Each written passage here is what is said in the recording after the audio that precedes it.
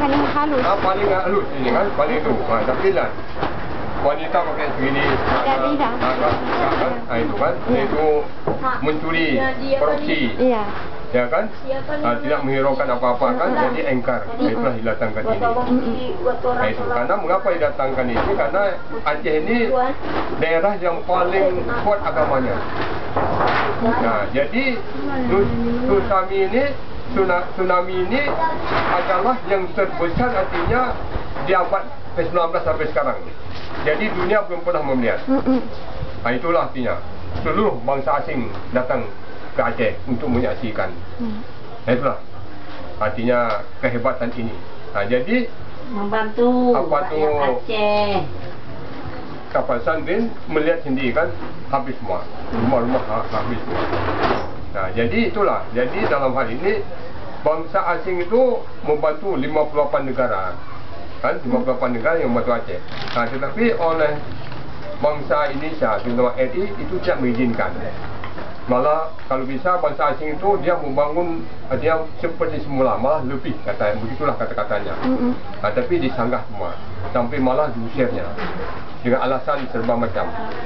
Nah, kan? Nah, jadi sedangkan dia bangsa asing itu datang ke Aceh ini sebagai loyalitas, beri kemanusiaan, ingin membantu Aceh. Nah, tapi Indonesia banyak panik. Pemerintah Indonesia tidak mengizinkan. Memang ada segi politik apa? Nah, dan begitu juga. Nih, dia dua ni. Kita bisa mendengar dari dua ni yang nyata. Ada wang Aceh di sini, sumbangan dari luar negeri. Ada 100 triliun. Iya. Nah, ada 100 triliun, kalau wang dolar berapa? Kira-kira? 100 triliun kira-kira adalah 10 triliun. 10 triliun. 10 triliun. Nah, iya. Jadi berapa besar coba? Iya. Itu yang kelihatan. Iya. Kan belum lagi yang dihabiskan, yang tersembunyi, yang disiarkan. Berarti wang itu ada 100 triliun. Saya rasa lebih. Kenapa? 58 negara yang bantu. Orang tu malah berjanji Aceh mau apa? Ya kan? Nah, tapi nyata apa? Nanti bisa lihat, nggak ada apa-apa, masih kosong. Sudah berjalan 8 bulan. Ya kan, 8 bulan kami dapat rumah kayak ini. Coba.